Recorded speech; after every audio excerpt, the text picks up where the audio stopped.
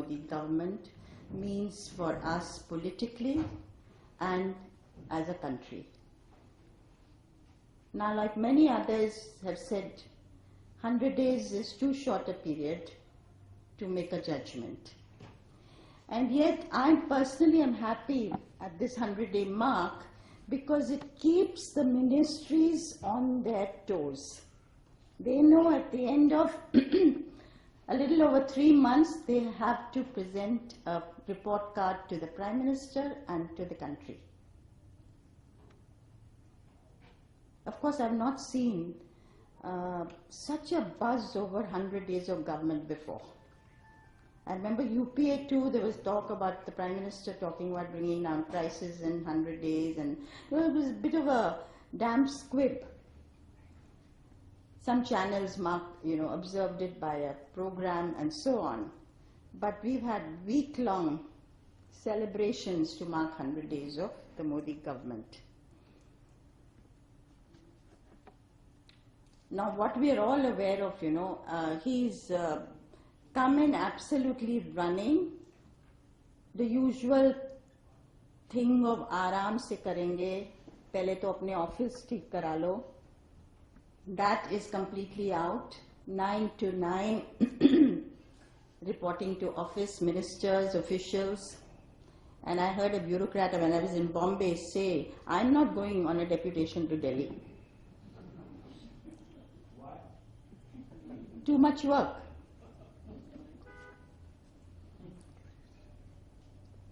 Cleaning up the offices. I remember, personally I know this, as a guest when one went on a Doordarshan program, you couldn't use the women's toilets in the Doordarshan Mandi house. I know this from experience. I went the other day and it was like an airport toilet. Now who's responsible, I don't know. Whether that is there in all the offices, I don't know. But certainly there has been a flurry of activity.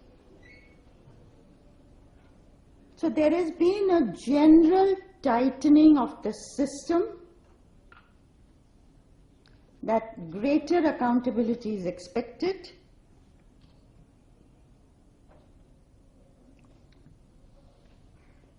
Of course, there's a flip side to the story. I'm going to come to that a little later. If I look at the 100 days, if there's one thing that really stands out, it's not the government. It is the emergence of Narendra Modi. That comes into sharp focus. As a leader, he's made the transition already from a regional leader to a national leader. He's already emerging very quickly as a mass leader. And of course, as I was just being said, as a leader who means business, he's a man in a hurry. Somebody I know went to see him about the Millennium Development Goals so many years down the line, 2020 or whatever it was. And he said, I'm interested in getting things done now. 7 years later, too long a period. He's interested in leaving a legacy from all accounts. And you get the sense, and the recent surveys that have done by media houses have indicated this, that there is a general feeling, let's give him more time. He's doing well, at least 2/3 of the people in most of these surveys have indicated that. And a general feeling that finally a leader is there having taken charge. He's taking decisions, not dithering, and those decisions will come in for criticism. That's the way things should be. And I think what has really gone for him, this emergence of him as a mass leader, is he's always been a good orator, but his ability to communicate with people. And we've seen this in the last 3 months.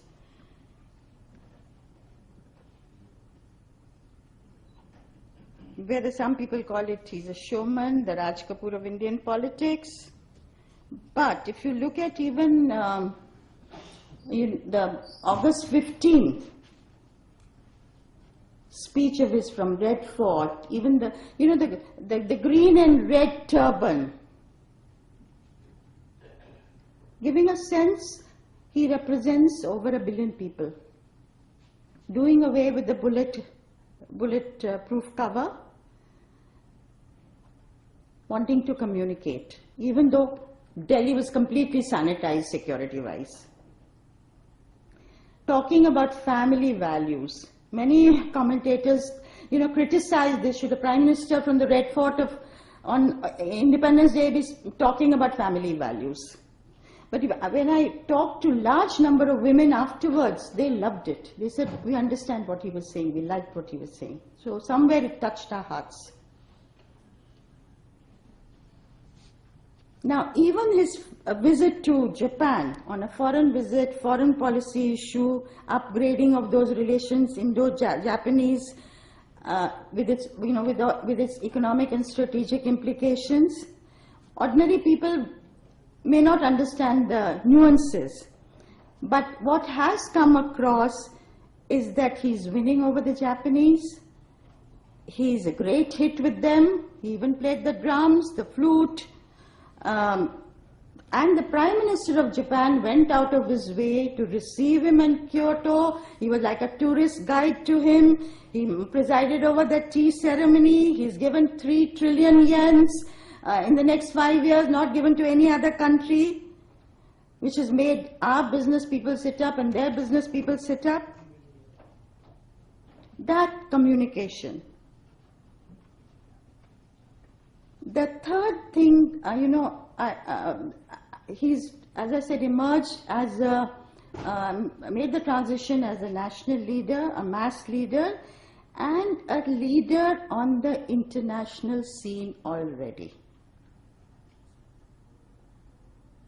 Starting off with calling Nawaz Sharif, indicating an out-of-the-box thinking, though it's run into trouble, but then he has hawks in his own parivar to contend with when violations took place on the ceasefire, so the cancellation of the Foreign Secretary talks. And then with China and Japan engaging, he will go and meet Barack Obama. The Australian PM is coming, the Chinese president is coming. Within a few months, the focus on foreign policy. And he is driving the foreign policy clearly, as the Prime Minister like Jawaharlal Nehru did. Of course, it is obvious that foreign policy of a country is a continuum. It doesn't, end with one government and start with the next government. And yet there has been a nuanced shift that is visible. That's primacy to the neighborhood to begin with. The underlying principle being that the goodwill of neighbors is the best security for any country. Then Asian region, reaching out to Japan, China.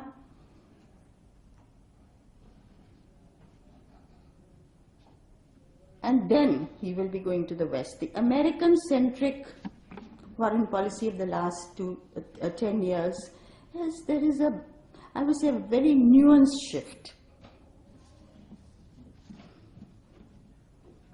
As I said earlier, people are, I'm at the moment on all the positives before I come to the other side. People are still prepared to give him time.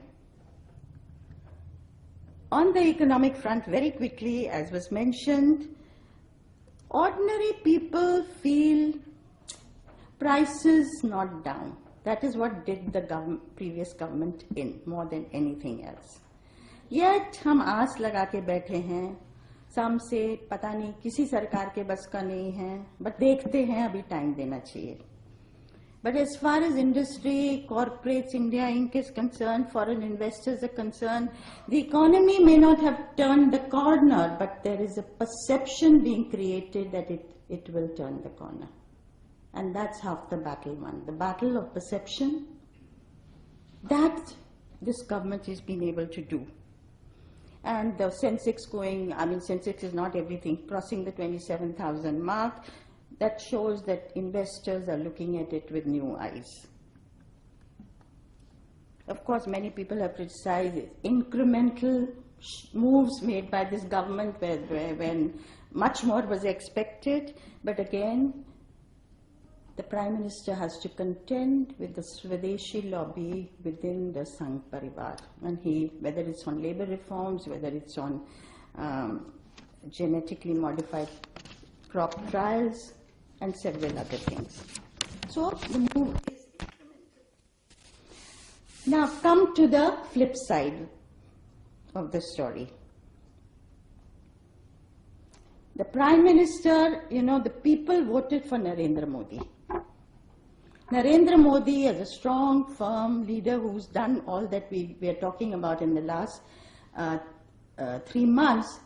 The other side of Narendra Modi is that there is concentration of power. The PMO is controlling things. PMO has become very powerful. There's stories of the big brother watching. Now, whether others may throw light on this, but when you sit in the Central Hall of Parliament or in the political circles, you hear these days all kinds of stories. Whether they are stories, rumors, or there's substance to them, I don't know, but it's interesting that these stories are floating around. We've heard about the Rajnath Singh controversy, that the Home Minister is not now part of the process to decide the appointments. He is informed later. That the Home Minister of India cannot choose his aides. That the Home Minister's unhappiness about the rumors that the Prime Minister called his son and upbraided him for taking money. I don't know what the truth of it is. But certainly the Prime Minister's office had to deny a rumor which is very rare. It was a rumor and the PMO has to deny it. And soon after that, the Home Minister, it's made clear that Mr. Rajnath Singh is going to be the person number 2 who will be presiding over cabinet meetings when the Prime Minister is away. Till then it wasn't made clear. So obviously Mr. Rajnath Singh was unhappy and took a very strong stand, that this was not going to be on. Today's papers carry photos, they're very telling photos of Sushma Swaraj going to the airport to receive the Prime Minister on his return from Japan, expressing happiness at the success of the visit. Highly unusual for the Foreign Minister not to accompany the Prime Minister on such an important visit. Of course, her visit to China, Beijing, for a trilateral meeting of foreign ministers was cancelled. But he is driving the foreign policies. He is no longer the first amongst equal. He is out there, somewhere out there. And there is a sense of devaluation is probably a strong word to use, of cabinet colleagues and their role. They are not playing they don't enjoy the kind of authority status that has been the story in the past. Now that story was also marked by drift. Ministries were run like fiefdoms. That also is true.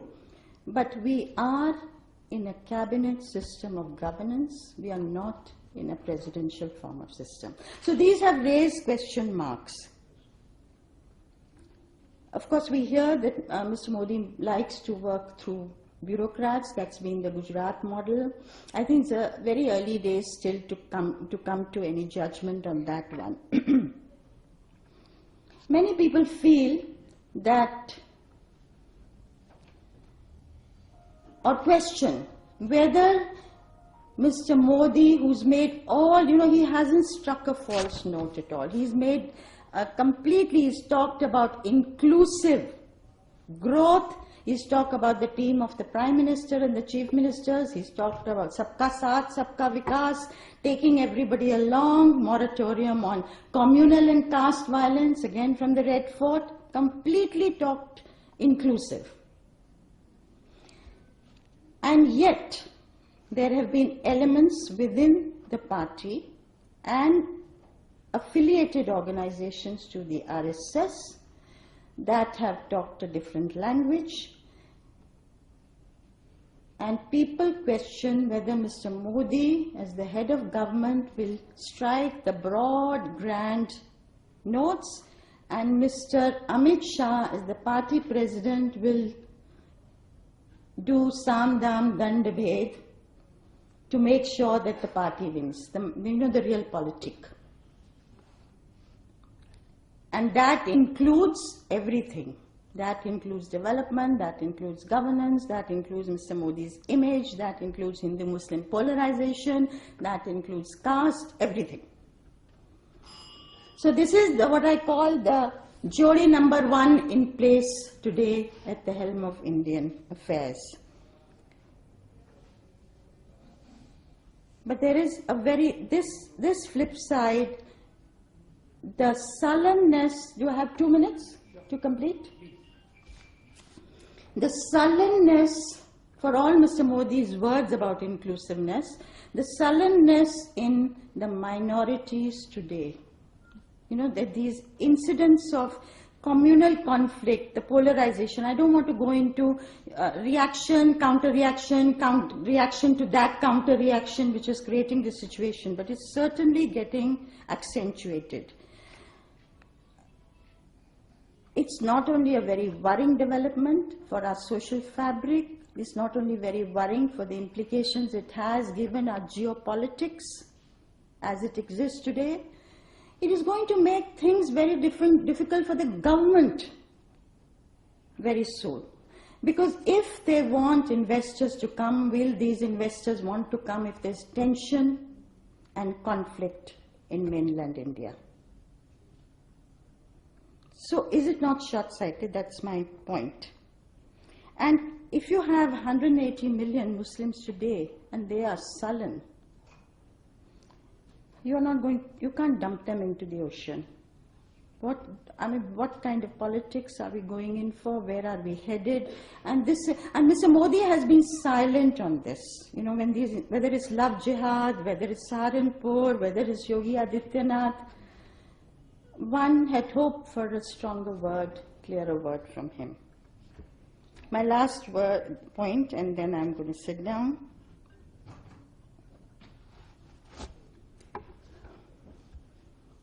Mr. Narendra Modi is a very unusual leader we have today. He's risen from the ranks, and this is something to be really proud of. As a chaiwala to the Prime Minister of India, talks hugely about our democratic system, no matter how faulty it is. And destiny has placed him at the helm of affairs at a very critical time in India.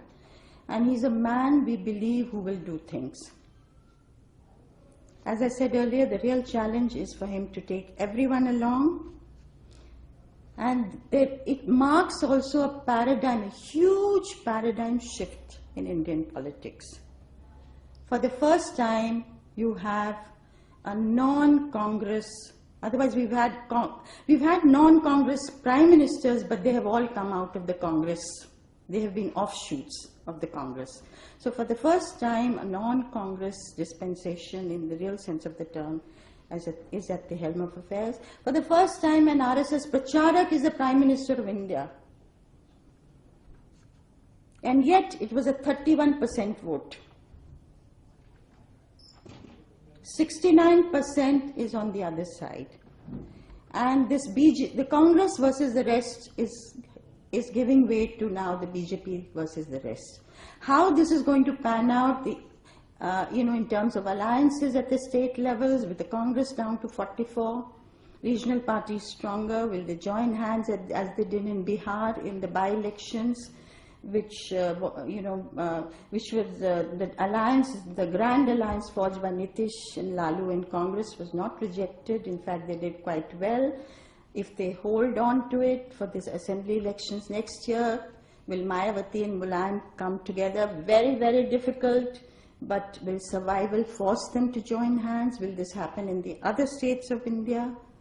That's where, we will see a new politics pan out. It's early days yet, but the potential and possibilities are there because everybody feels threatened. It's a matter of survival and existence.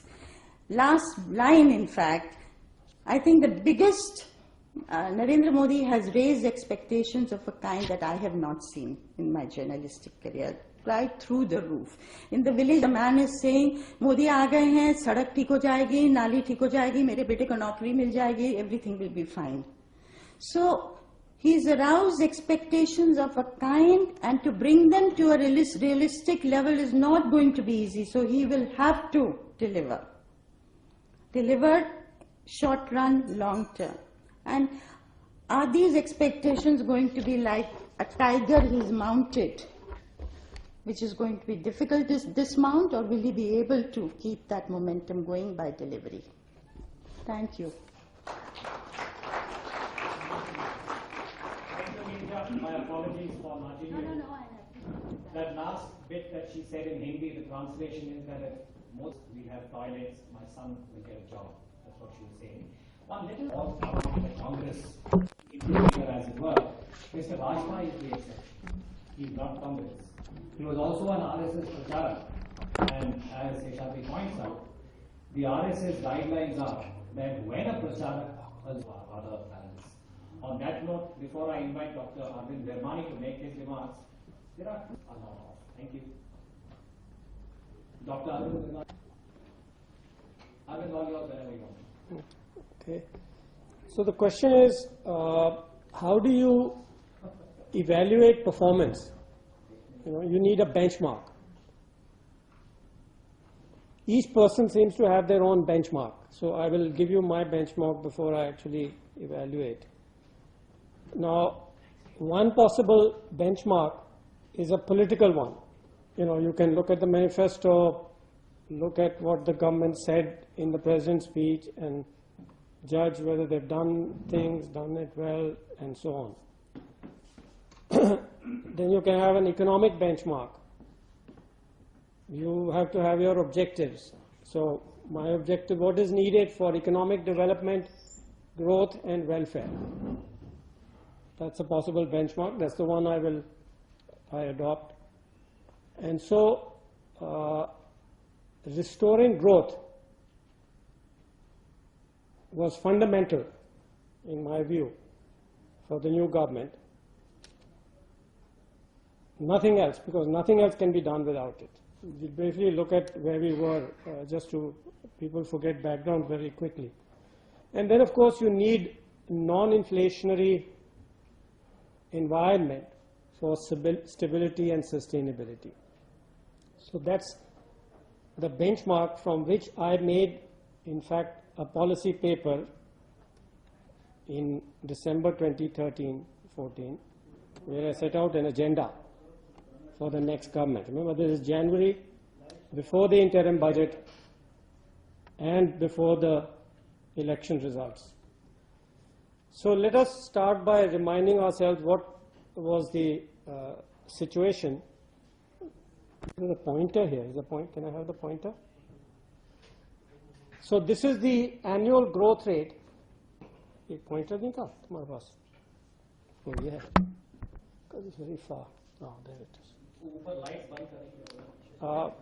So here we have the annual growth rate, and I've put a trend line through it. So you see, we had this period where the growth really climbed. Just take it's kind of it's a standard trend line. And we were up here. Everybody was terribly optimistic, right? And then you had a growth collapse. You get this sharp collapse. It really is a collapse, which takes it right through the trend line down into below. And by the way, that trend line already reflects that decline, remember, because those two points were there. So those were the first time where you... sorry, I should have said one more thing here. And the growth collapse, this 4.7, behind it, you have a terrible investment collapse. I can't remember a time like that. You had 2 years growth in 2012-13 in investment. Total investment was 0.8%. And in 2013-14, it was minus 0.1%. It's virtually zero growth in investment for 2 consecutive years. So investment comes to a complete halt, in a manner of speaking.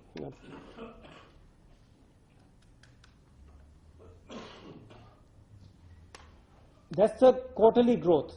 And again, you see a similar picture, but the reason why I show it is because you basically in the first quarter of 2011,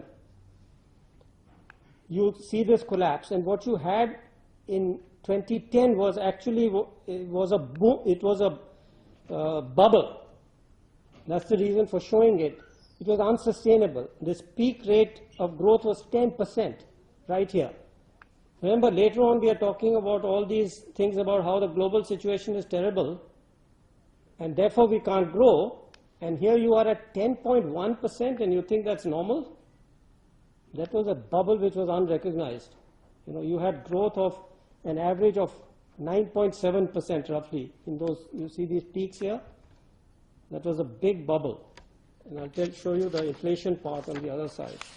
And therefore you get this bubble busting because nobody is paying attention. And they're all thinking, oh, we are great. The whole world is down, but we are up there 10%, even higher than this average. It's only in the quarters. You'll have to pick the quarters carefully, so it's not really a good. It's just to make the point. I repeat, you know, when we do a proper analysis, you can't just arbitrarily pick 5 numbers, but it just tells you that it was being missed. So the other side, inflation was bad, right? Now, this is really, you know, much of this decline is the reforms. People again have forgotten the 91 reforms. It was the opening and reforms which gives you this sharp decline in inflation, and then you get a reversal. You start going up. So inflation had risen in that peak 2009 to 14.6%. Okay, and in 2010, that bubble year which I just talked about, it was still 11.3%. Okay, so that's a bubble. You have huge unsustainable growth and you have high inflation. You're asking for trouble. This is what happened globally, by the way, in 2008-9, but I won't talk about that. And to finish off the background, sorry, that was the annual one. The numbers I gave you were actually for this agriculture growth. I didn't give you the total numbers, but the agriculture, those were more like 7-8%, but these are the agricultural growth, which is in a sense driving it, and which is where some of the policy implications come in. Okay, so let's get to the benchmark and what has happened. So the three main points which were being made then is what I look at. One is investor confidence. We already seen why it had plummeted, but everybody you talk to was talking about this decline in investor confidence. What has the government done? In that paper which I referred to, I said that the most important, most immediate thing would be to restore investor confidence and the credibility of government. Very clearly the government has been successful, as shown by both the capital inflows and the stock market boom. You know, as an economist, the boom in itself, you know, I'm not concerned that much about the stock boom and the increase in everybody's wealth, but it is an indicator of expectations. It's the best measure we have of confidence and credibility of the investor community. Okay? That is how I'm reading it. I'm not saying it's some great thing in itself, but it clearly reflects that. Second was the gridlock in government. I think Neerja Chaudhary has already told you some of that. There was gridlock at every level. The PM and the cabinet, between cabinet ministers, cabinet and ministers and bureaucrats, courts, parliament, everywhere. Okay? It was very clear. A lot of people were saying no decisions are being taken. Nothing is happening. Again, she has already told us how this has changed. And that was one of her positive points, so I need not say more about it. More cohesive, purposeful system has been put in. And the third element was tax terrorism. The retrospective taxes, etc., which was another major factor that all business people, even small businesses, were saying, you know, they weren't concerned so much with retrospective, but the whole tax terrorism issue, the overambitious targets, harassment of everybody, including the small business person. Well, here is the weakest one actually out of all these. Some start has been made, some administrative reforms, GST was back on the table, etc. But here some people have been disappointed. Who are these people who are disappointed? Well, part of it were people, well, if you were happy with the interim budget, which gave certain numbers, because the numbers are more or less the same, the people who are disappointed are those who expected that this occasion will be used to introduce fiscal transparency, accounting and transparency system, because generally it's easier when you change government to revise that whole system. It will become very difficult after this to put in a new type of principles of accounting, so to say, which give you more transparency.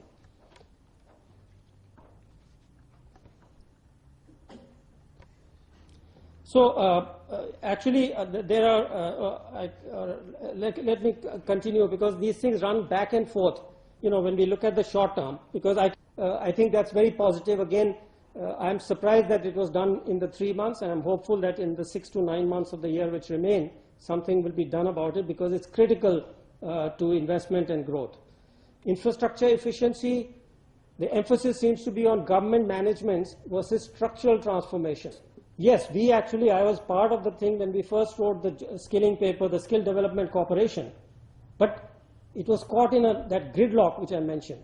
3 years the corporation has been in operation, but they've not declared a standard or certificate for even one skill. There are 4,000 skills. It was totally gridlocked. So the creation of this department, again, can be revolutionary, and I mean that literally. We've been thinking about this for 8 years at least. Was much worse than even I had anticipated. My apologies to my co-panelists and to all of you. Thank you for being here. To the business at hand, I thought I would make a few general observations about the first 100 days, and then and then take up a few specifics which have acquired a profile in the course of the last 3 months or so. The first thing that strikes me is how swiftly and effectively the Prime Minister has adapted to foreign policy. I think pretty nearly all of us saw how he deported himself in Japan.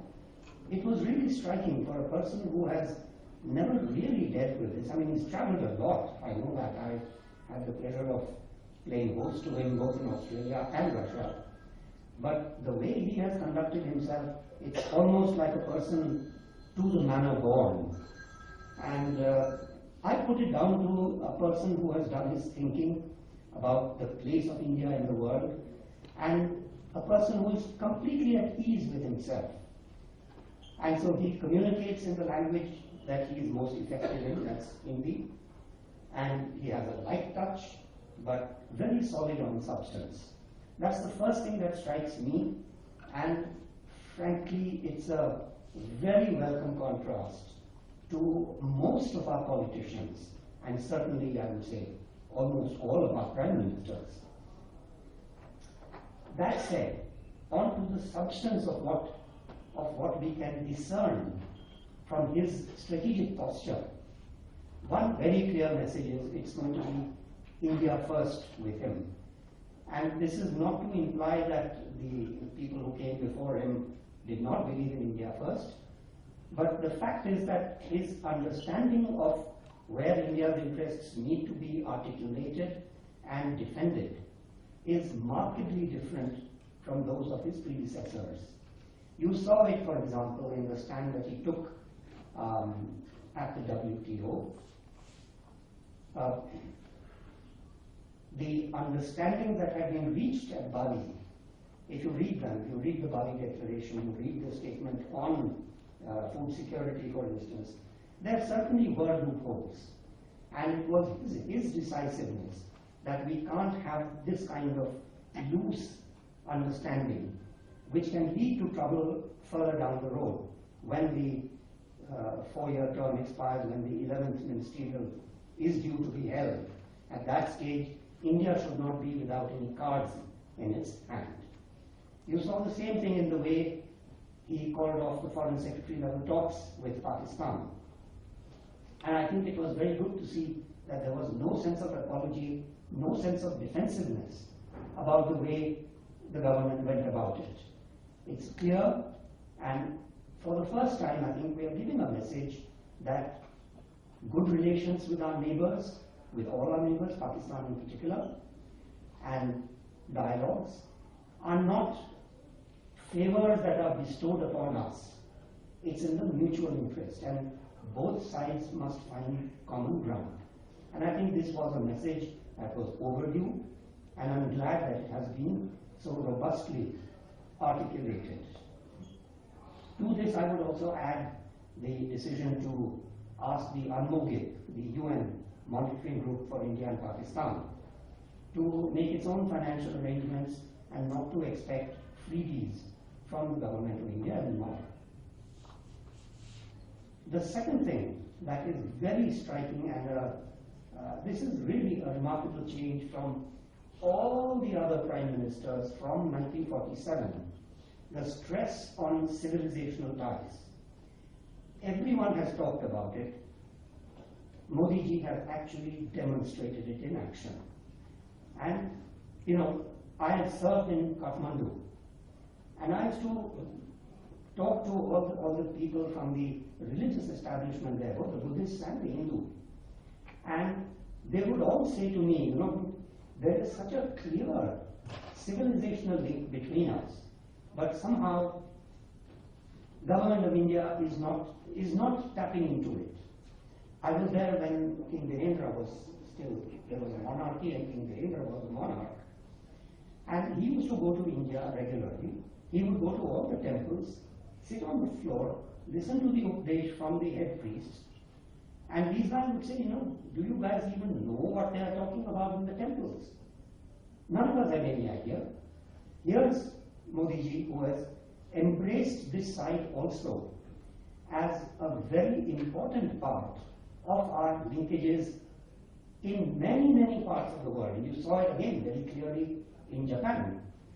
And everywhere you see the response has been very wholesome, very positive, and it is just one more dimension to strengthening the bilateral relationship, which, after all, is what we are all trying to achieve. The third thing that strikes me about him is the very heavy emphasis on economics and on economic cooperation as a part of diplomacy. He has actually stated it in just these terms, but you can see it's actually being worked in practice as well.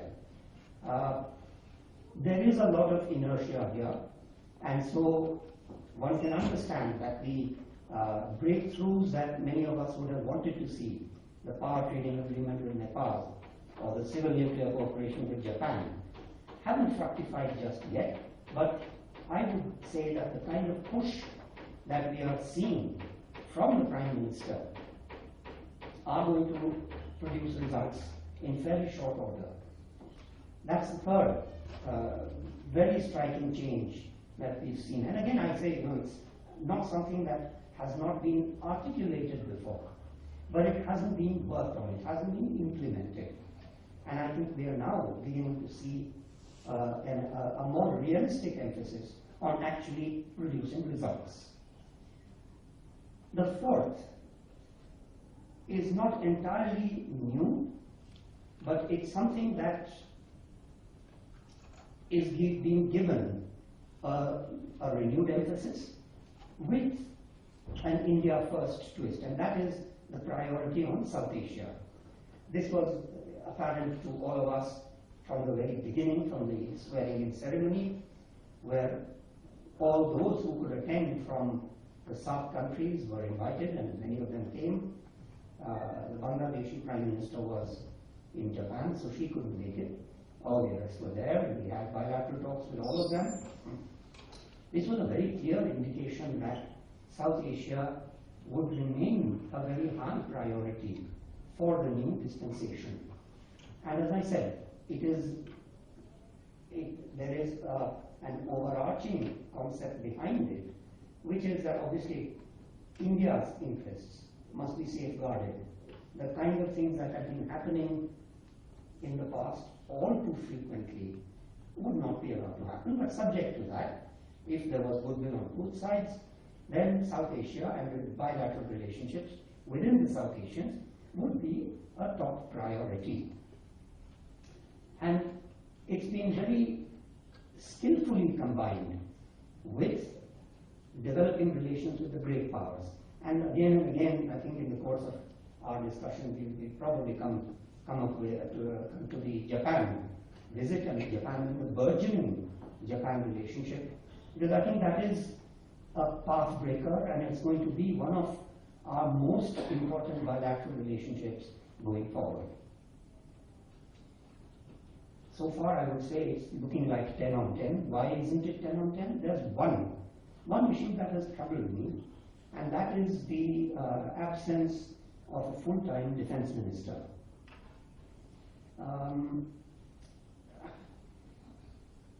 It's a marvelous cabinet, it's a marvelous front bench that he's got, and they are all quite equal to the task of handling 2 or more portfolios.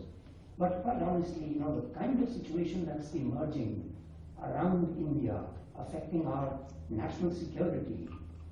Just today we've seen this report about Al-Qaeda and Zawahiri's threat to India. Frankly, this kind of stuff makes me very angry.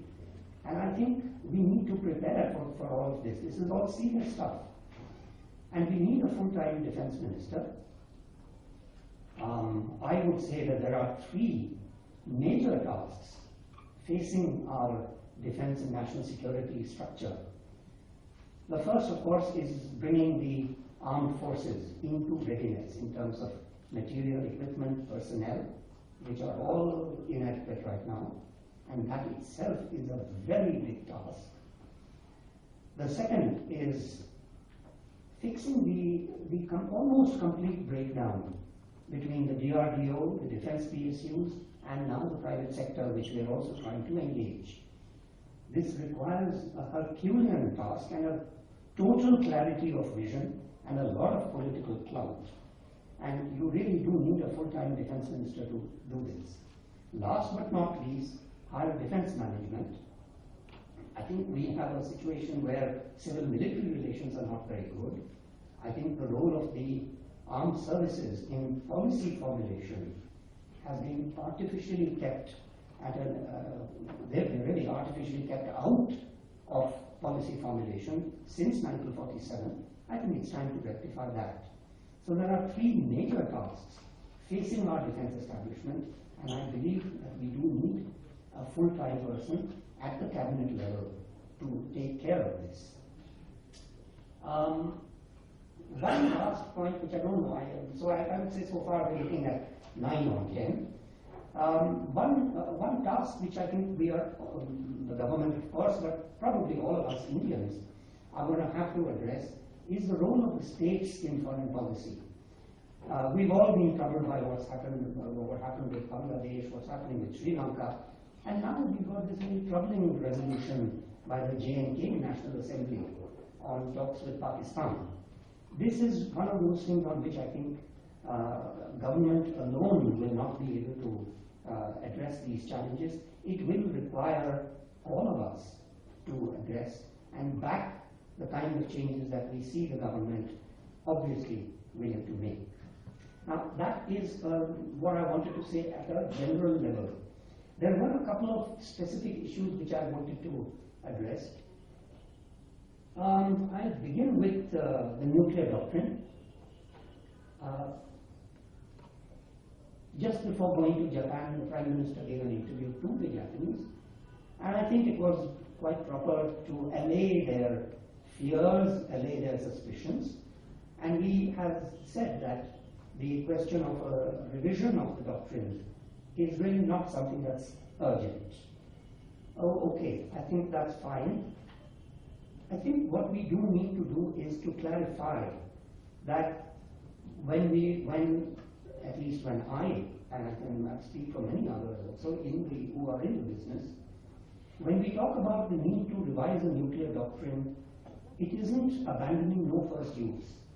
I saw that the general understanding is that if you revise a nuclear doctrine, NFU goes out of the window. No, it doesn't. And I think Mr. Modi, as a candidate, had made it clear that he was not thinking of abandoning no first use, and that's fine. But there are other aspects of the nuclear doctrine which are at the moment, I believe, undermining its credibility.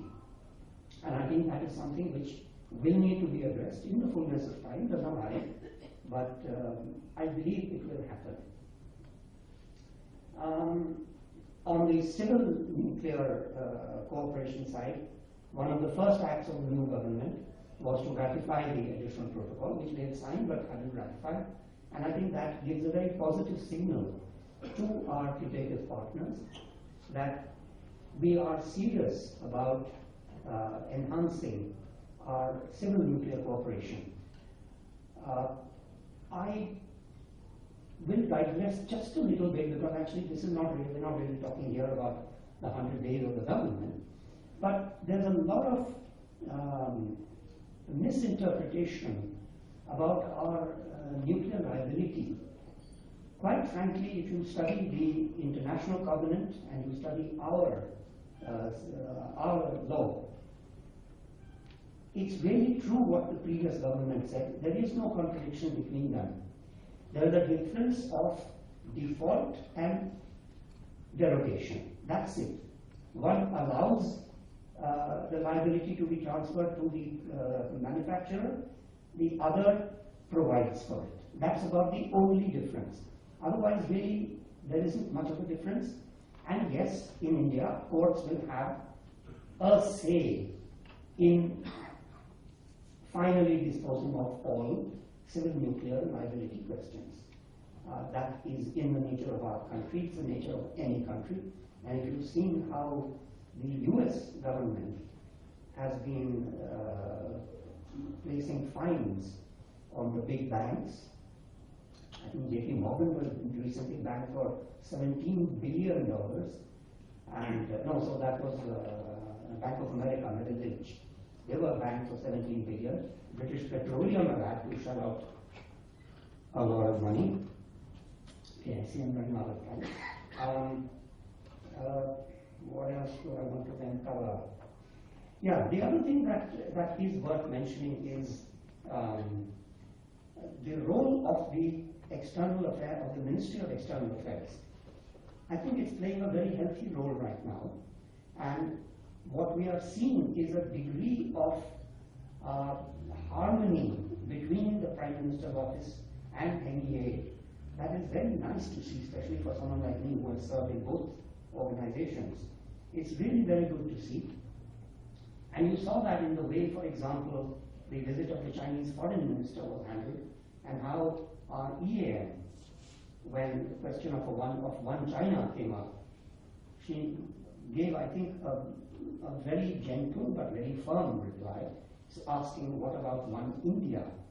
And I think this has in a way set again the parameters within which the India-China relationship will grow. And of course, all of us want it to grow, all of us expect it to grow, and I'm pretty sure that when President Xi Jinping comes here, he's going to get a very warm welcome. I think I can stop here, and if there are any other comments or questions, I'll be happy to tackle them. Thank you. Thank you, Prabhat. Mr. Prabhat Shukla, unlike Nirja and Prabhat, I am neither a practicing journalist nor a foreign ministry person. So I am going to tell you something like a very big noise. Obviously, the 100 days thing has been done. Uday Bhaskar, of course, mentioned about the orientation. What I feel is, as far as the orientation part of it is concerned, just as we had in the case of economy standards, I think even when the run-up to the, even at the time of the run-up to the election, the standards were already set. All those who knew that Modi is the likely Prime Minister wanted to know what is he going to represent, whom is he, what is his role model. Pandit Jawaharlal Nehru, Indira Gandhi, Gujral, or Vajpayee. I am consciously leaving out Dr. Manmohan Singh,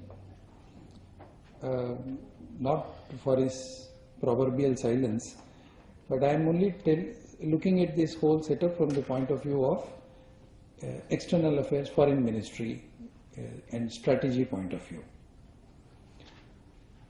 All of them had certain disadvantages. Nehru had an advantage, Mrs. Indira Gandhi had an advantage, Gujral of course had a very great advantage, Vajpayee had much more than all these advantages. So here is a person, Mr. Narendra Modi, who already has to compete with these four. Is he going to be like Nehru? Is he going to follow the Nehruvian policy or whatever it is? Is he going to be like Mrs. Indira Gandhi? Or is he going to be like his own predecessor in the party who became the Prime Minister, Mr. Vajpayee? So time will tell, but as of now we can certainly say that he is not walking on the footsteps of Nehru. He is certainly not following the Vajpayeean, if at all I can coin that word, policy. We don't know yet about his following the footsteps of Mrs. Indira Gandhi. The foreign policy part of it I am saying, not the political part of it, Nirja.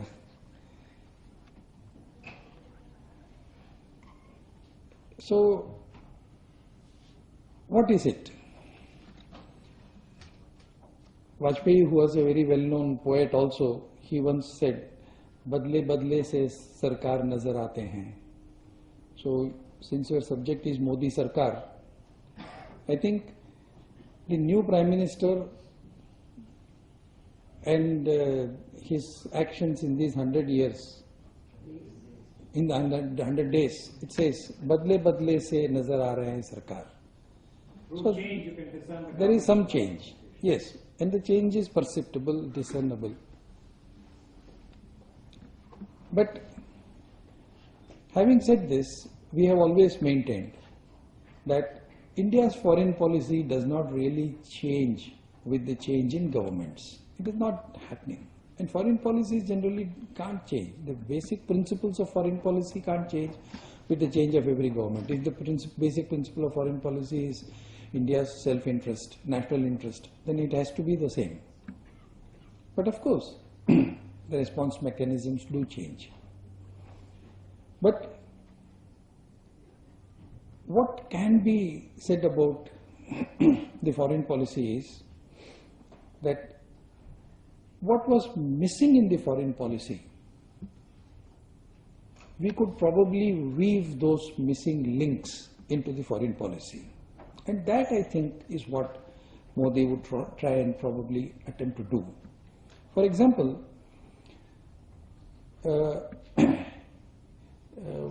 Uday Bhaskar very briefly mentioned about defense, and the subject of having an independent defense minister also came up, of course.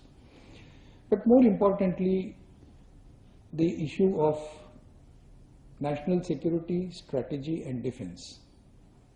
We have never thought in terms of integrating foreign policy, national security, defense and strategic architecture of the country.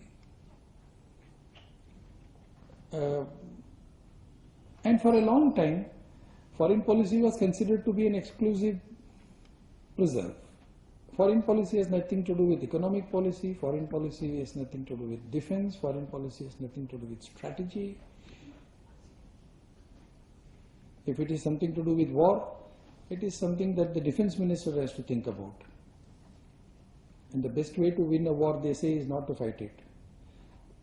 So that is where the foreign policy comes, that is where the strategy part of it comes, that is where the security apparatus of the policy comes.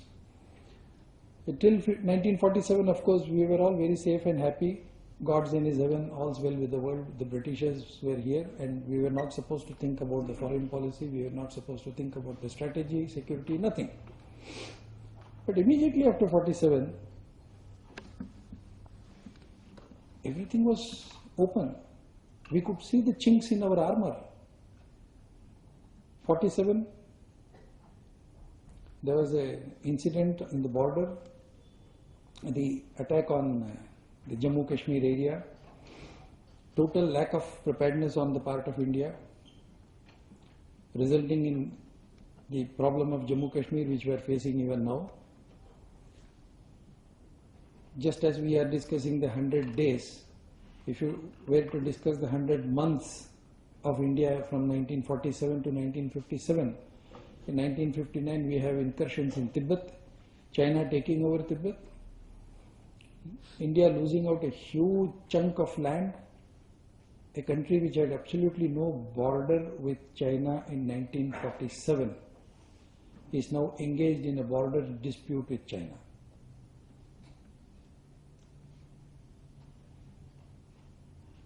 No preparedness, no strategic roadmap for us. 1962, no preparedness.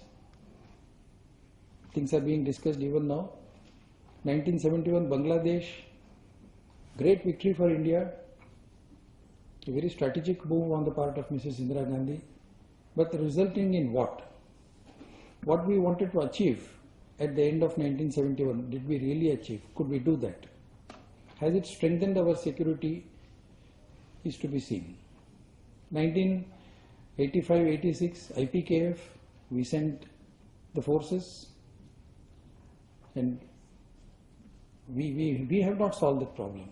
It was Sri Lankan establishment, the establishment in Colombo which has solved, and probably that is the only incident in the world after World War II where a terrorist organization has been totally immobilized and neutralized anywhere in the world.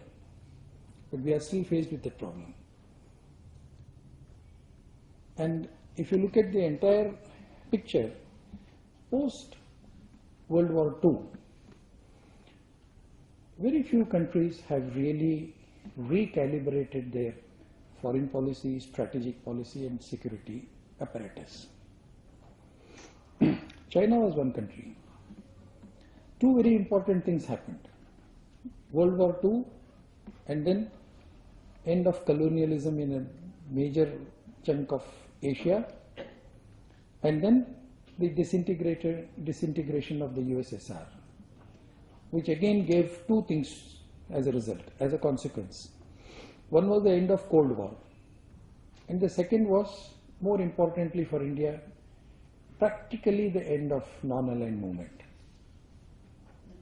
So, in 1969, when Henry Kissinger went to Beijing for the first time, he was having a long conversation with Zhou Enlai, and he asked Zhou Enlai what he thought about the impact of the French Revolution. And Zhou Enlai said it's too early to say. I think 100 days is much, much too short to say what the impact of this government is. But I think what you can do is, if you're taking a drastic reversal of direction, 100 days is a long time. We haven't seen that.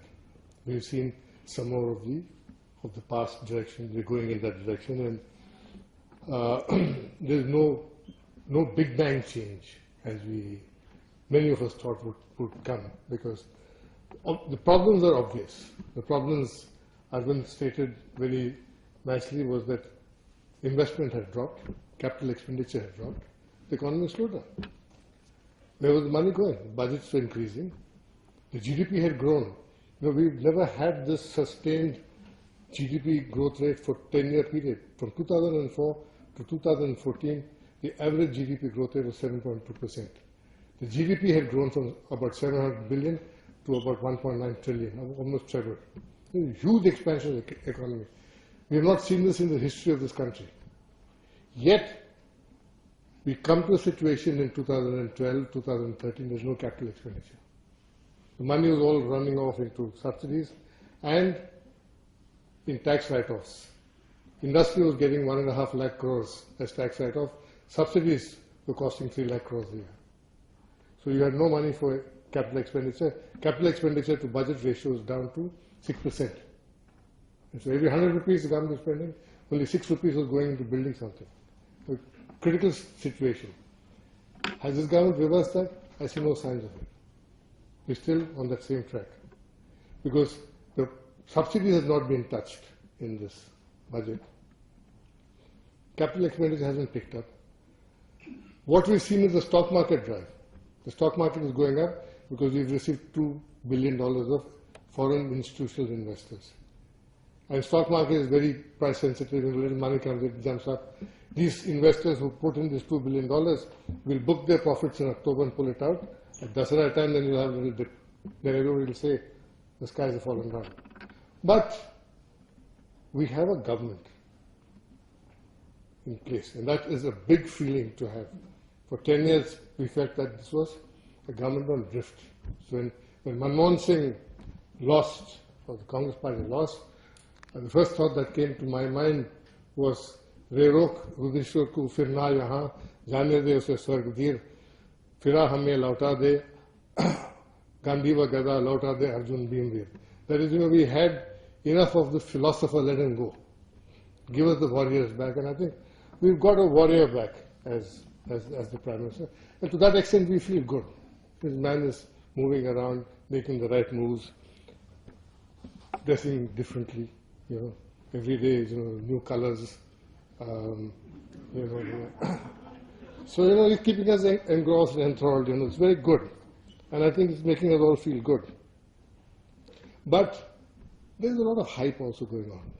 Because in this excitement of a new government, this colorful Prime Minister, after 10 years of the same blue turban and the same grey waistcoat, a lot of excitement, a lot of hype. This is one hype I'd like to dissect is the 5.7% GDP growth rate. Because humbug.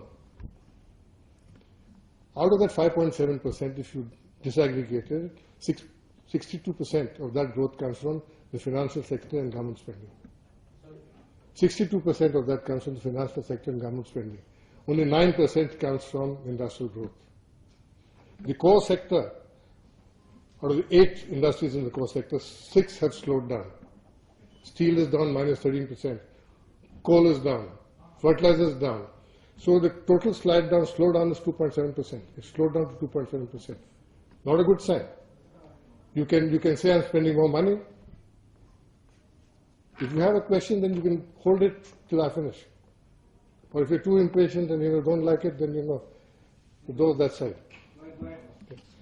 So I think we are too early to call, but I think there is a comfort feeling. We still are all feeling good. Even I feel good that Hillary Clinton, when she was fighting Obama in the primary, said that who would you like to have in the White House at 2 o'clock in the morning when there's a terrorist attack? I'm glad there's Narendra Modi there, at 2 o'clock in the morning, though he has shown no signs of having done anything. In the last 3 months, we've had firing across the ceasefire line every day. We've taken casualties, we've taken bad hits. We've lost 60 civilians dead. In Rajouri sector, whole villages have evacuated and left. There's no talk about it in Delhi. But there is a problem. Pakistan has not been deterred. The arrival of Modi has not really deterred the Pakistani army from going about its business. Nija said something about, or Uday said, the biggest majority after 84. The government only 31% of the vote. 31%. It's an exaggerated plurality. 31% giving them 282 seats. The NDA, the UPA government, in 2009 had 232 seats for 38.1%. So in terms of popular support, this government is still on very weak grounds. I remember in 1984, the Rajiv Gandhi got 440 seats with 51% of the vote. The first time somebody in India had crossed 50%. And he looked impregnable. And I was in the Janata Party. Those days, 6 months later, there was a kerosene and diesel price increase. And we said we'll have a band in Bihar. So I was also off in Bihar, and it's the first time and last time I got arrested And I said that I will never quote a race again in my life because, the condition of a police lockup in Bihar, particularly if you've got running stomach, is something, But there were crowds. People were turned out in thousands and thousands. So, these Bihar by-elections are an indication that, maybe things are not all that good. But, we've had this bad feeling for such a long time that, there's nobody in control. That, we had this spectacle of the Congress Vice President, a post that does not exist in this Constitution, telling the Prime Minister that, his ordinance is rubbish in public. And the Prime Minister taking it. So, this is a great change which has taken place. Now,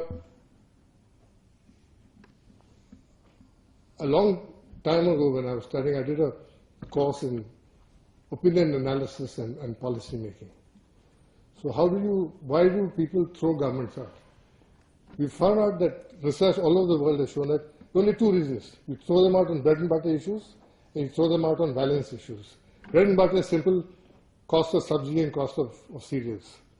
Balance issues are something of value, which you value, you treasure most, you feel beaten on it, and so therefore you throw the government out.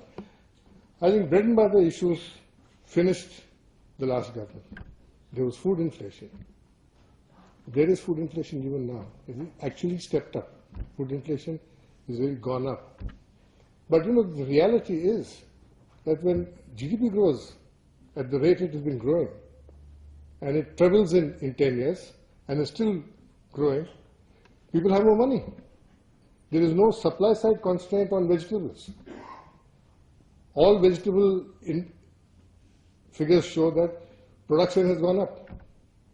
But there is a demand side change where, people have money. And so, when you have this demand supply mismatch, prices are going to go up. Because you will not get tomatoes at 1960 prices when you're selling refrigerators at 2010 prices. Period. It defies economic logic. So anybody, any government, any finance minister, any prime minister, any chief minister says, I'll bring down vegetable prices, he's lying. So the government is stuck with this very difficult situation. It has to tell people that you're better off and therefore you have to pay more. Finding it difficult to tell them.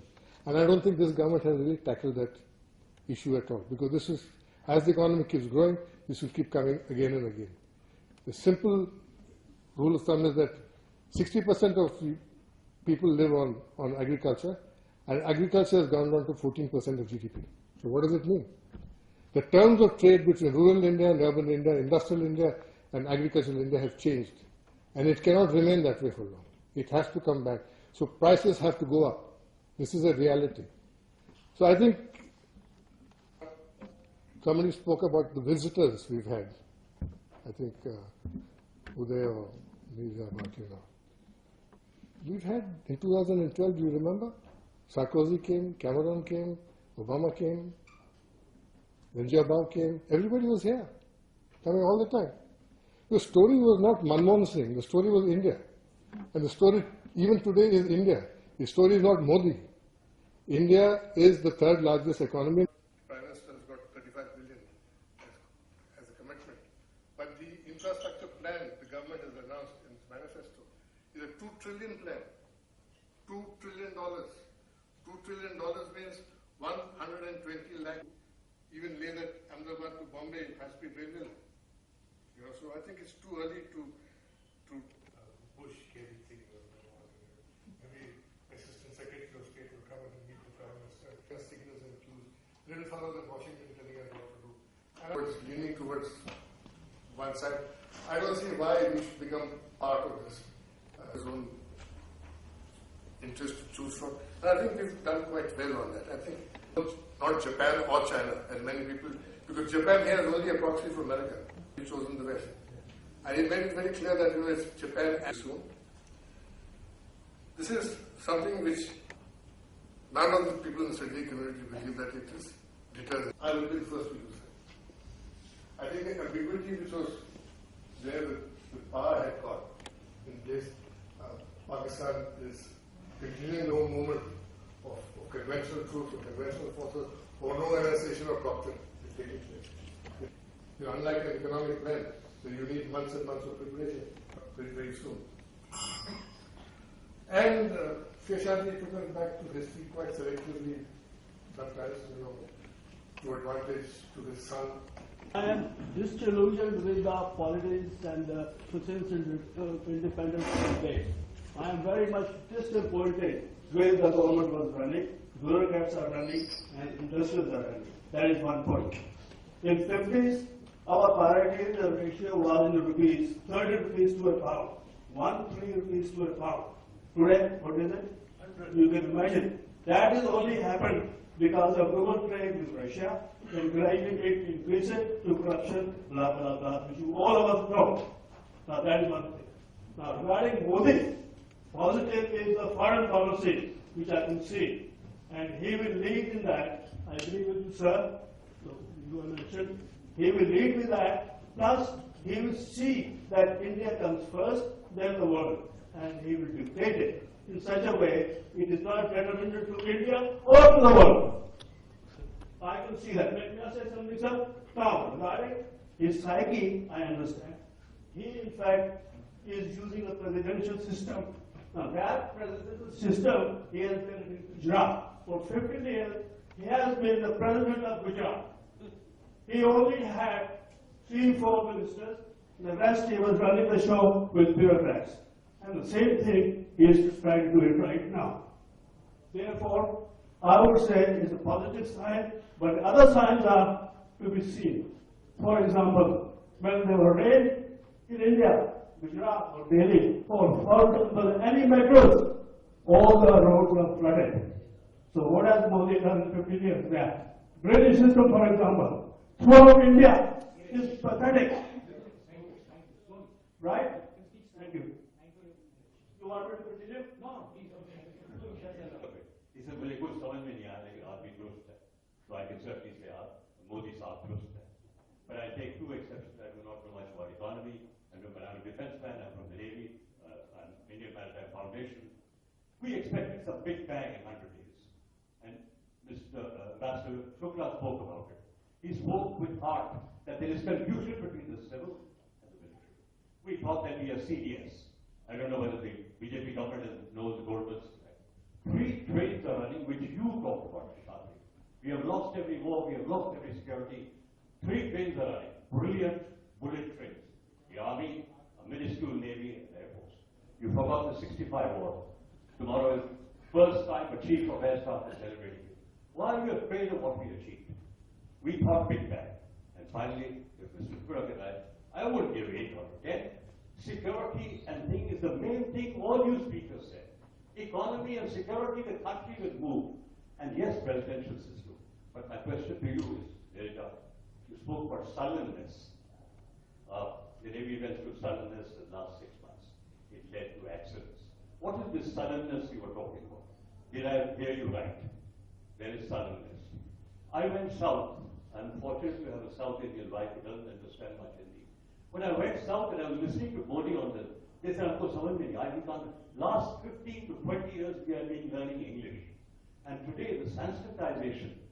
I admire Sanskrit, but even on all India radio, the news that I used to listen to, and therefore I just want to know there is some sullenness. But could you explain what you meant by there is some sullenness, if you did use that word?"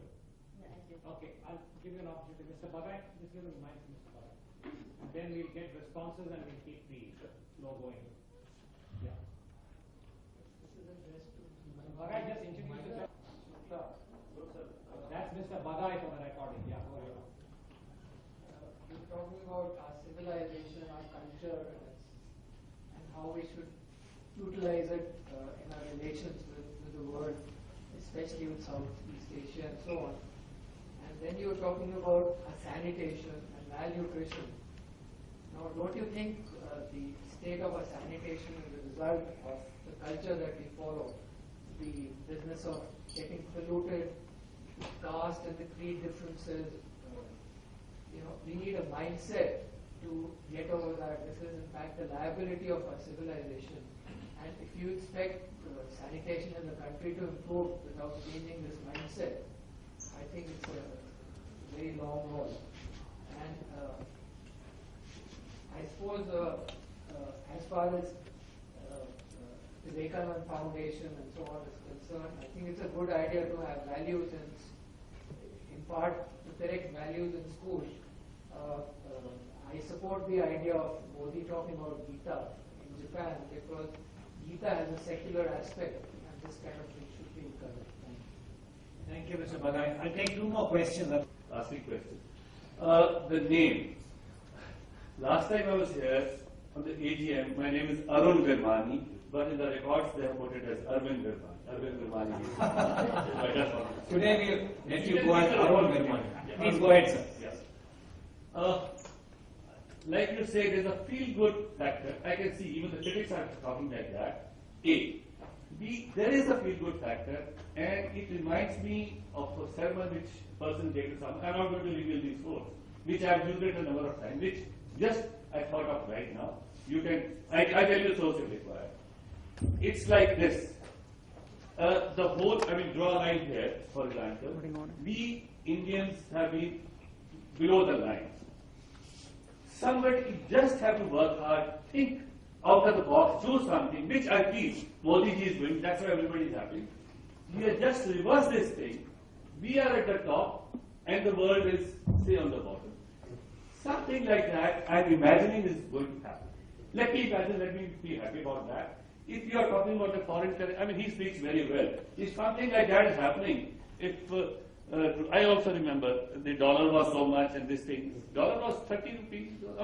Let's not. Dollar was less. No, I mean, yeah, I remember dollar was 5 rupees in 1966. I think something like that will happen.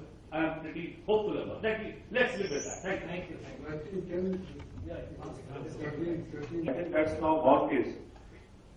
Whether there is some scope for these type of issues or not. Secondly, this black money, that was another issue which is being ignored. So do you think we will have some back or will we just forget? Thank you. What I'll do is to request Nirja to respond on the sullenness issue and Dr. Chari to respond on these two, and I'll come back to the others in a moment. Nirja? We've heard many from the BJP and the RSS in recent admin panels and talk about this is the first time we could win the election without the support of the Muslims. It's possible to do that.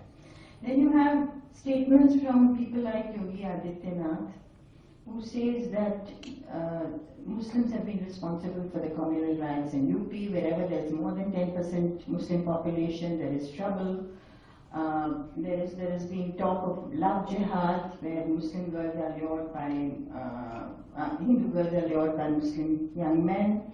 So generally, there's a climate to create, or even if there are feelings between the community, there is a climate to accentuate this. And the fear is that it is with the view to winning elections. Polarize this so that the Hindus vote en masse for the BJP. And this is particularly happening in the states that are about to go to the polls or constituencies where by-elections are due on September 13. Now, the Muslims, particularly also Christians, the minorities are watching very, very carefully. Mr. Modi, as I said earlier, that he has not struck a false note. He's talked constantly about inclusion.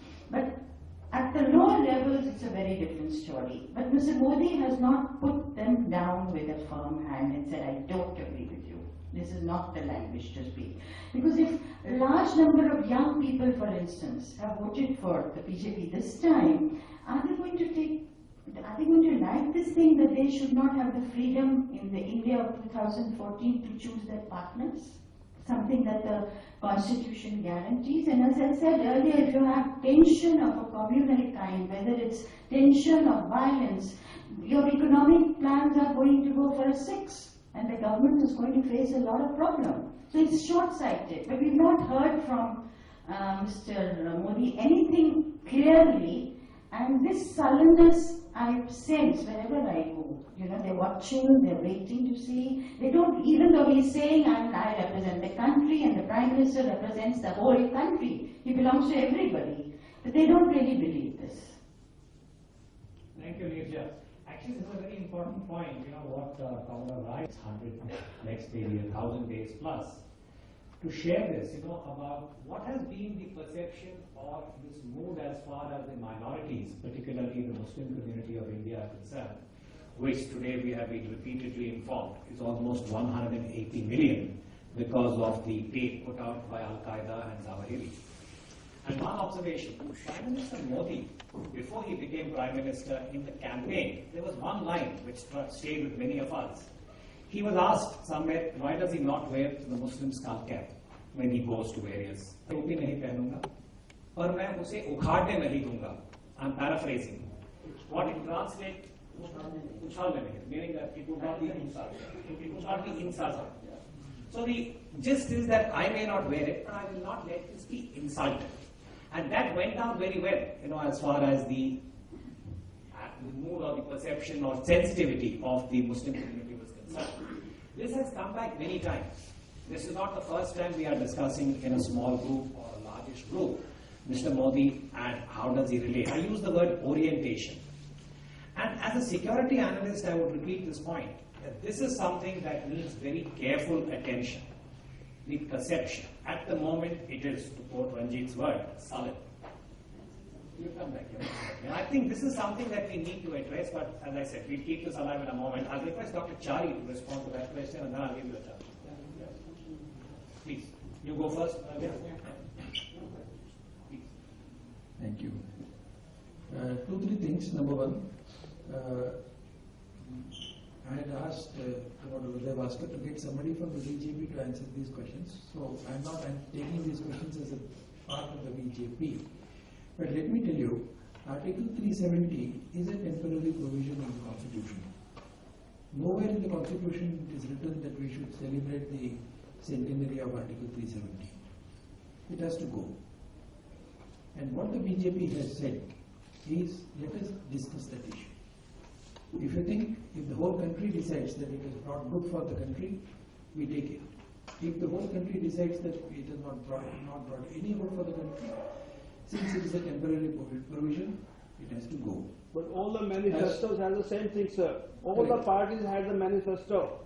66 days have gone by, nothing has happened. But about time, sir. It has to be discussed. It has to be discussed in a democracy. In a democracy. Let me finish. There's a debate, sir. In a democracy, we cannot just.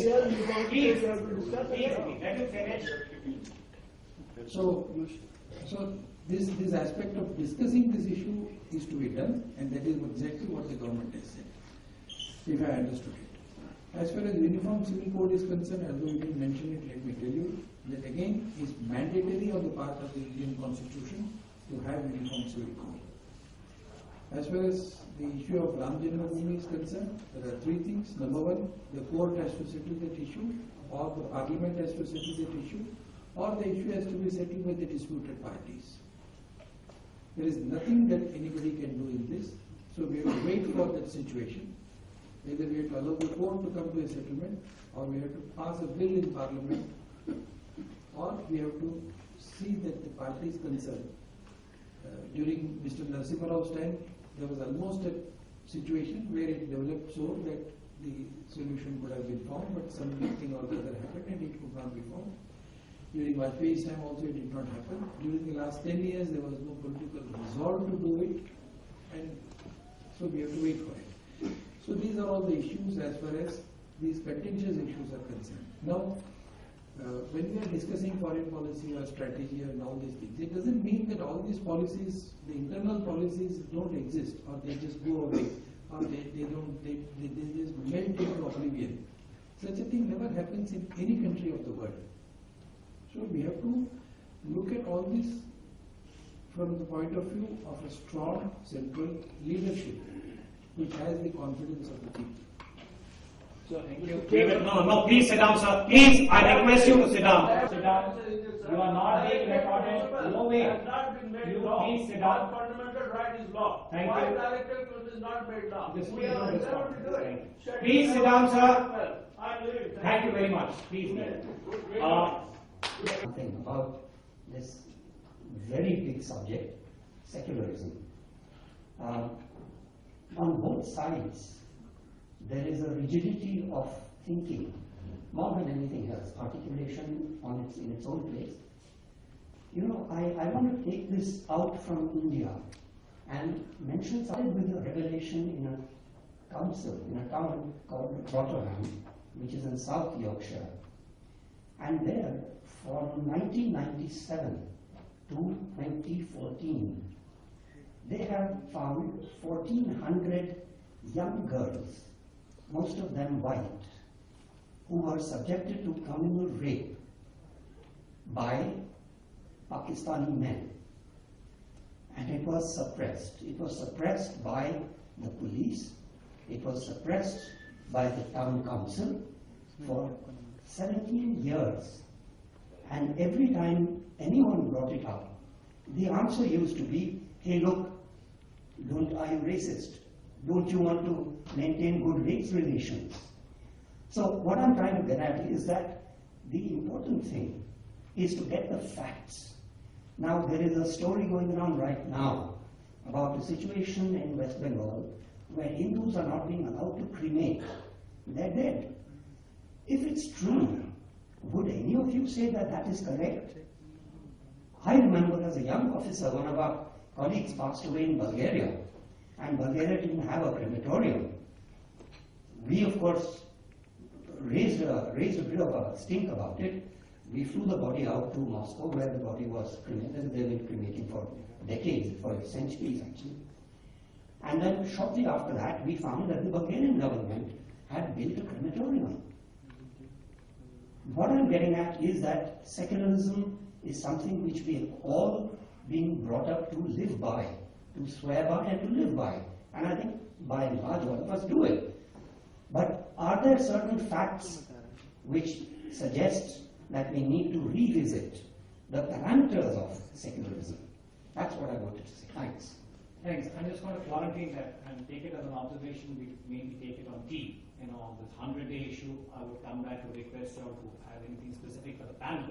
Ambassador Sahai, and then I'll come. Ambassador Sahai.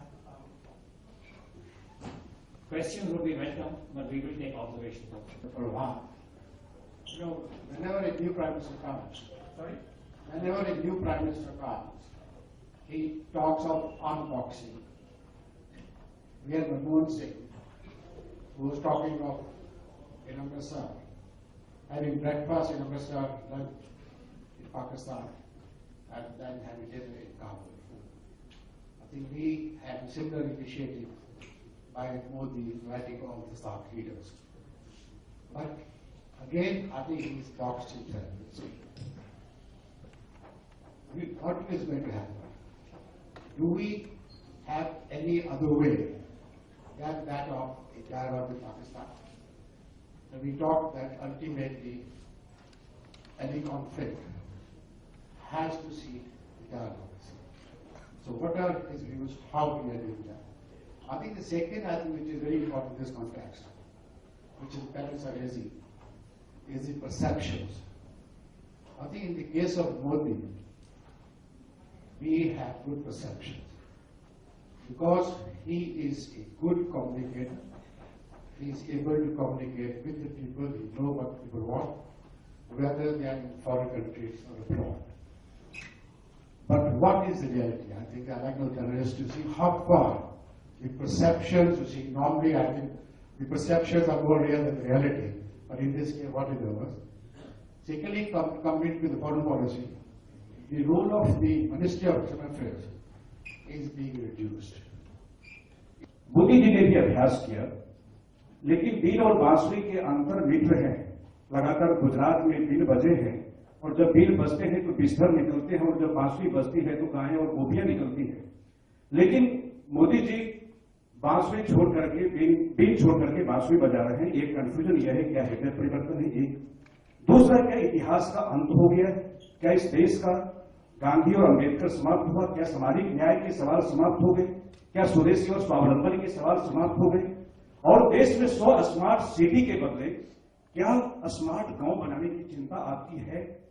सदियों से जिसको आप विद्यावालन कह रही है कि हमारी दोगला पीढ़ी रही है, जिसके यहाँ सैनिटेशन नहीं है, जिसके पास खाने का नहीं था, जिसके पेट में अनाज नहीं था, उसको सैनिटेशन की क्या चिंता हो सकती थी?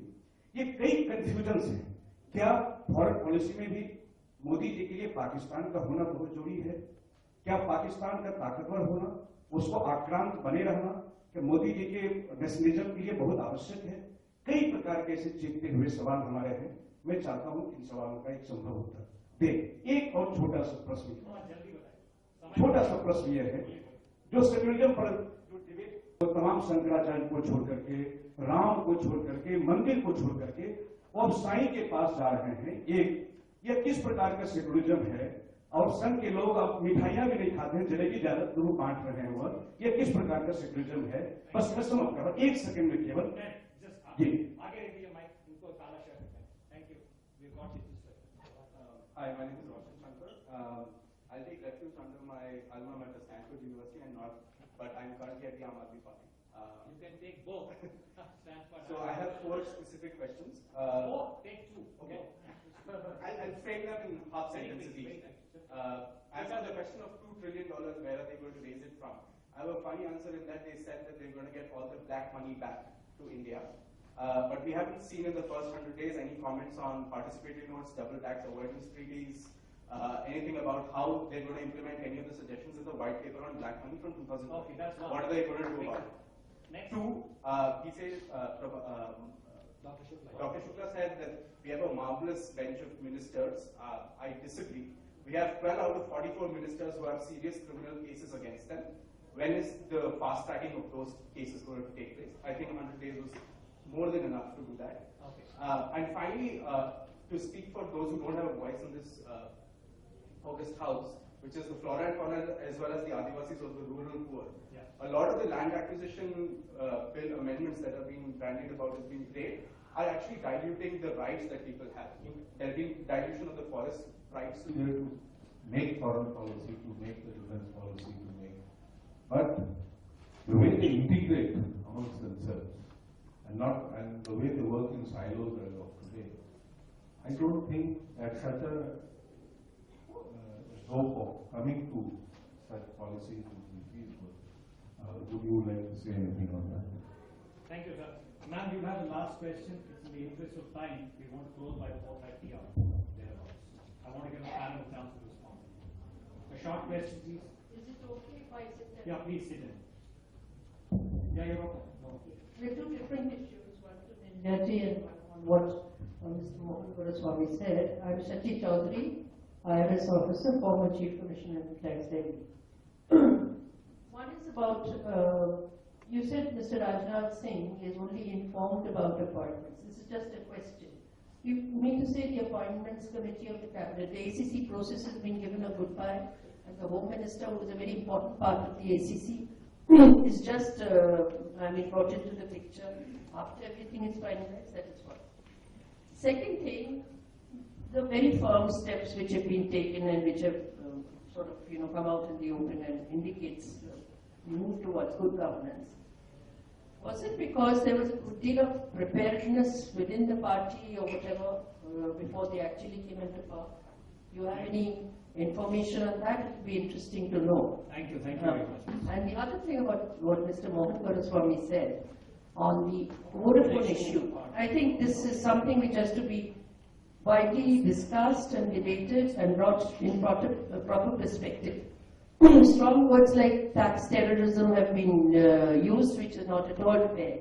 A good deal of work went behind the Vodafone issues. They were very important issues.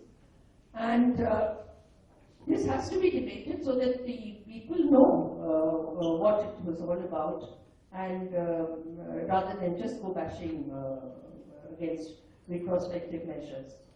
And thirdly, we must appreciate. I think we stopped it in the interest of time. There's a lack of determined political will to widen the tax base. So this, I think, should be realized by all concerned parties, all distinct political parties, which would go a long way to take the country forward. Thank you. I'm sorry for requesting you to finish. We have a venue issue. But what I will do is I'll request the panelists, starting with Nirja, to make brief responses to any of the questions or observations that have been made, and keep this in mind. Just take a couple of minutes. We are meeting over a cup of tea, and any of the bilaterals could be extended over there. So, Yeah, the answer to your question is yes. This is what reports have also appeared, that the Appointments Committee of the Cabinet, which used to have the nodal minister as well as the Home Minister and the Prime Minister. Now, from what we gather, of course, all this happens on file. The DOPT secretary starts it, it goes to the nodal secretary, the cabinet secretary, the prime minister decides it, and then the home minister is informed. Now, there's been no denial. I don't know whether this is true, but certainly reports have appeared about this without any denial.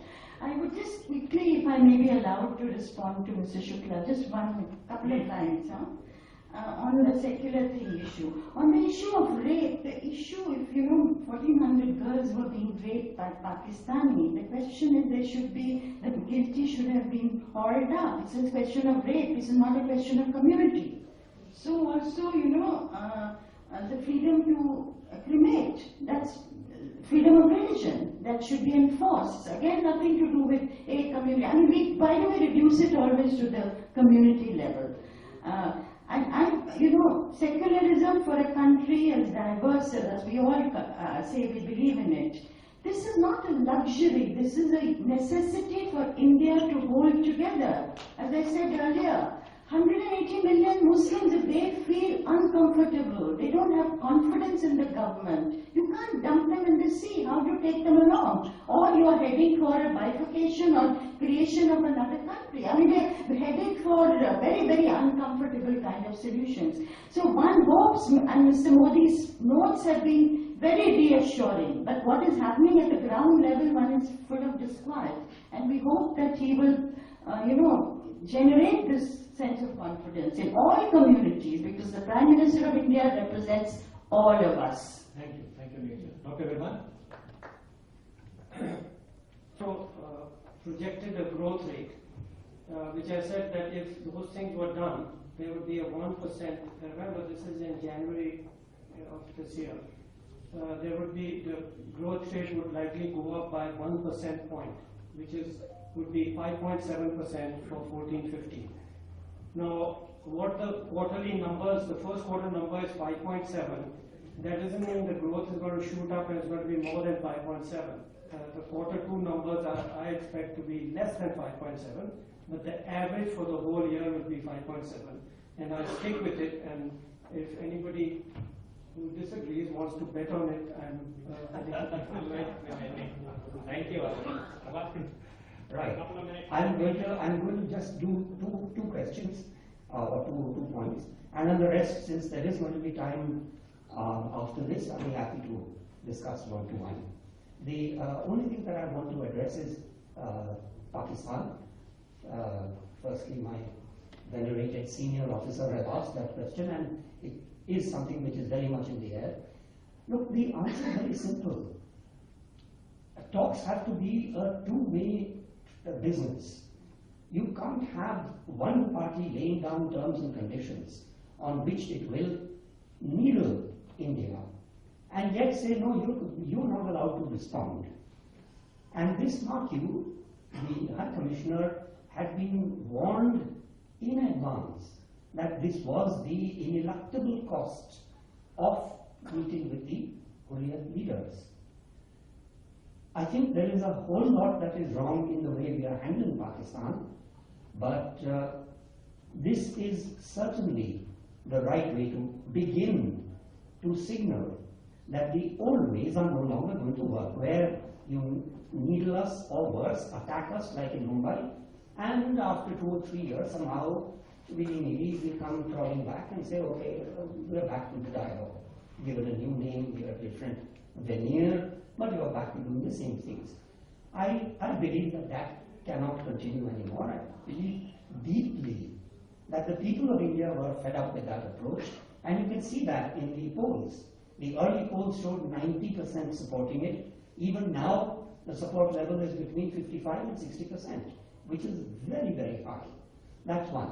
As far as Nijla's point is concerned, I just wanted to I was making a different point. I was saying that in Britain, they were seeing it in terms of communal issues. They were saying, don't mention that these guys are Pakistanis, don't mention that these guys are Muslims. I had nothing to do with it. The point, and India had nothing to do with it. The point is that there is a certain attitude which is now, the Home Office has now ordered, because similar stories then started coming out from different parts of Britain. So the Home Office has ordered a comprehensive study on exactly what was going on. And it's no good trying to brush it under the carpet and saying, oh, these are cases of multiple rapes, thousands of rapes going on, with one party being the rapist, the other being the victim. And you say, oh, there is no other angle to it. There is a very interesting article that I'm happy to share with you. A Pakistani origin woman who herself makes the point that you can't sweep this under the carpet. Thank you. Thank you for that. I'm sure we can take this up later in the appropriate time. Dr. Jari? The point is, the whole idea of secularism needs to be revisited. We have been accepting this word secularism without really going into the details, without going into the why this issue came up in the West, how the Western societies developed this idea, and whether it is really applicable to us in this particular format. So there is nothing wrong in revisiting this word and then trying to understand what we are. And if India is secular, it is not because of the government of India. I'm sorry, I'm repeating. If India is secular, it is not because of the government of India. It is not also because of the Constitution. 1950, we adopted the Constitution. It did not say we are a secular republic. In 1976, the 42nd Amendment to the Constitution added the word secularism and socialism into the preamble of the Constitution. So from 1950 to 1975, we were communal. Pandit Jawaharlal Nehru presided over the first Prime Minister of the communal India. Was Mrs. Indira Gandhi the communal Prime Minister of this country? What are we talking about? The Constitution does not guarantee secularism in this country. The government of India does not guarantee secularism in India. It is the 85% of Hindus in this country who determine that this country is secular, and they will continue to do that. So we don't have to worry about that. As far as Admiral Ramanpuri's point is concerned, yes, you have a very good point. You have raised a very important issue as far as the structures are concerned. To tell you very frankly, I think the government of India doesn't have the kind of structures as of now. But yes, in these 100 days, why didn't you put a structure into place? I think there are other things that we could have raised. So, but one thing, I think as and when we come across problems, like we signed a number of agreements with Japan. One of the most important issues that was raised was we're going to implement all these things. So now Prime Minister suggested that we have a small team within the PMO, which will work with all the relevant ministries and see to it that these agreements are followed up. So I think some such structures are being worked out, and as far as I know, every Prime Minister inherits a system and he has to work within that system and then slowly change it. I think it will be done. Just a quick comment on secularism and communalism, which got injected into this discussion. I think we distort the meaning of everything in India. Be communal means to think in terms of the community for the overall common good. In India, it kind of gets distorted into a Hindu-Muslim thing. To be secular is to be skeptical, to be reasonable, to be rational. Here we confuse being tolerant with secularism. We misuse words, we come into all kinds of confusions before it. I think challenge is that we need to get back to the basics, try to understand what this is, try to understand what a Hindu is. If Hindu derives, the name derives from the river is in Pakistan now, so those guys have a better claim to the Hindustan than we have. So I think we need to understand all these things a little more carefully and use it more selectively. Thank you. Thank you, Mohan. I think that calls for semantic exactitude, if I could use jargon. But on that note, I want to thank all of you. When we started this whole exercise, there was anxiety saying today it's raining. Will we be able to get enough of a critical mass to sustain a discussion? And at peak today, there were about 97 people in this hall, which I thought was very encouraging. And only 10% found it necessary to leave for other appointments. So I want to thank all of you for being here. And as I said when we started, this was supposed to be really a case of illuminating. जो video surface हुआ है कागज में बात की जा रही है जवाहिरी का मैसेज, भारत सरकार चिंतित है, अलर्ट जारी किया जा चुका है एमएचए में। कितना बड़ा खतरा मानते हैं और क्या लगता है कि वाकई में अलकायदा भारत में पैर पसार रहा है? नहीं, खतरा सच में बहुत गंभीर है और इसको हमें बड़ी गंभीरता से लेना चाहिए। और सच में तैयारी करनी चाहिए। देखिए, तैयारी दो प्रकार की हमें करनी पड़ेंगी। एक तो होगी रक्षात्मक, जो आज के दिन थोड़ी दुर्बल है, पर उससे ज्यादा हमें थोड़ी आक्रमक कार्रवाई भी सीखनी पड़ेगी। आज तक, यूं कहिए, सन 47 तक से आज तक हमने आक्रमक कार्रवाई कभी नहीं अपनाई है। मुझे लगता है कि अब वो समय आ रहा है जब हमको उस पर भी थोड़ा विचार करना पड़ेगा। इंडियन मुजाहिदीन, जैश ए मोहम्मद हो, लश्कर जैसे जो संगठन हैं, हम इनसे तो टैकल करते रहे, लेकिन अलकायदा से कभी सीधा पाला पड़ा नहीं है। लेकिन अब जो वीडियो सरफेस हुआ है कि वो भारत में अगर पैर पसारते हैं, तो क्या कारण है उनके आखिर पनपने का, और वाकई आपको लगता है कि क्या उनके पास? नहीं, देखिए, ये जो है, ये इनकी मानसिकता है। ये अब खुल के आए हैं, पर आप इनका अगर लेख पढ़ेंगे तो ये बड़े दिनों से इस बात को मानते आए हैं कि जो अफगानिस्तान में युद्ध हो रहा है वो है युद्ध जो इनको बोलते हैं खोरासान का युद्ध। खोरासान के बाद इनका मानना है कि समय आएगा गजवाए हिंद का।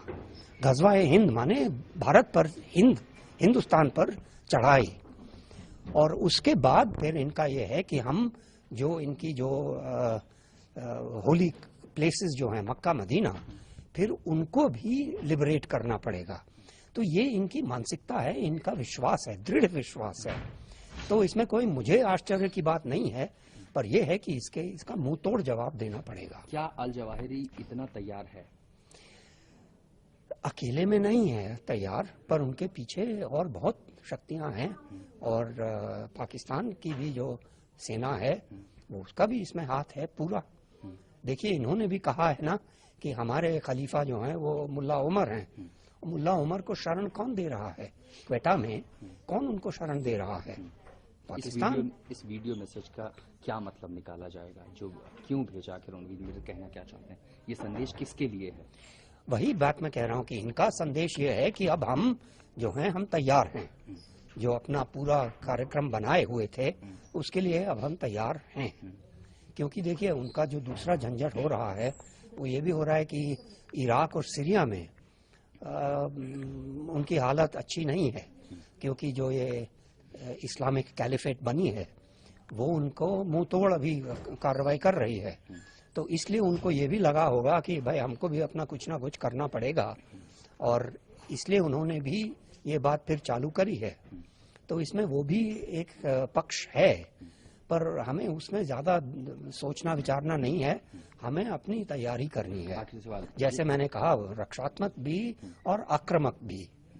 जो चर्चा आज थी 100 दिन मोदी सरकार के, कैसे देखा जाएगा इस सरकार को? उपलब्धियां क्या सम्मानजनक हैं, या ये माना जाए कि संतोषपूर्ण रहा है 100 दिन का कार्यकाल? बहुत, बिल्कुल, इसमें क्या संदेह। मैंने जो बोला था बिल्कुल अपने सच्ची बात बोली थी, हृदय से बात बोली थी। मुझे लगता है कि बड़ी बड़ी उपलब्धियां हैं। 100 दिन में देखिए कितना कुछ कर सकते हैं। इस बात को ध्यान में रखे हुए मुझे कोई संदेह नहीं है ये कहने में, संकोच नहीं है ये कहने में कि ये बिल्कुल बढ़िया उपलब्धियां हुई हैं और अभी और आएंगी। धन्यवाद।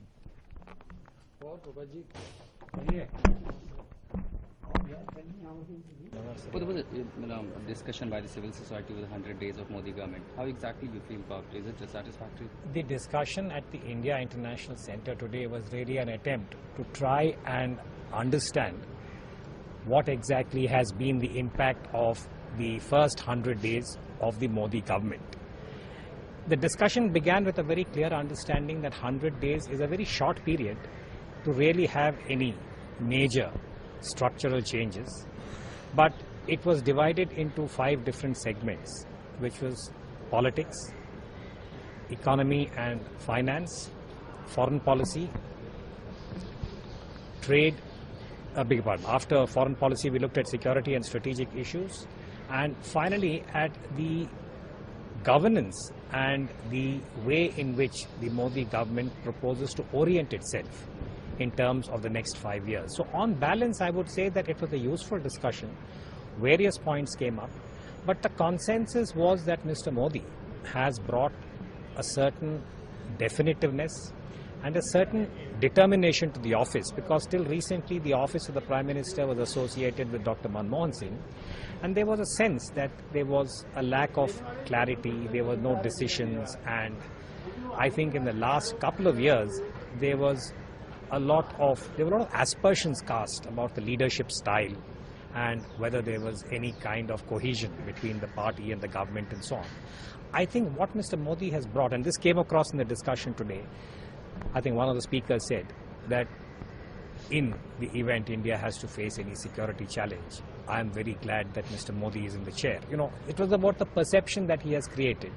But at the same time, I think the discussion also revealed that there are enormous challenges. For instance, Dr. Arvind Virmani, who spoke on the economic and financial challenges, drew attention to the deficit, drew attention to the imbalance in the GDP growth between agriculture and manufacturing. So I think all those came up. So it was a good discussion, and I would say it illuminated the first 100 days without slipping into heat and dust, which many discussions do. Last question, sir. Missing Libyan aircraft sparks fear of 9/11 style attack in North Africa. There is a concern about this Libyan aircraft, largely because we are roughly 1 week away from the anniversary of 9/11. Now, it's quite possible that this aircraft may be missing for purely technical reasons, and it may have had some, what you might call as non-security related reasons. But till such time as the aircraft is located, I think there will always be this anxiety that an aircraft could be used again, because today I think the whole civil aviation industry is also on tenterhooks after the Malaysian Airlines experience. I hope this aircraft is safe, but otherwise I think security agencies in the whole world would be concerned about the possibility of another 9/11 kind of an attack, especially with what is happening now in parts of West Asia, whether we look at IS in Syria, IS in Iraq, and all these claims that are being made, the beheading of the 2 American journalists, and again the threat that we will attack you, America, things of this nature. So I think the anxiety and the concern is perhaps predictable, but I hope it's unfounded. Okay.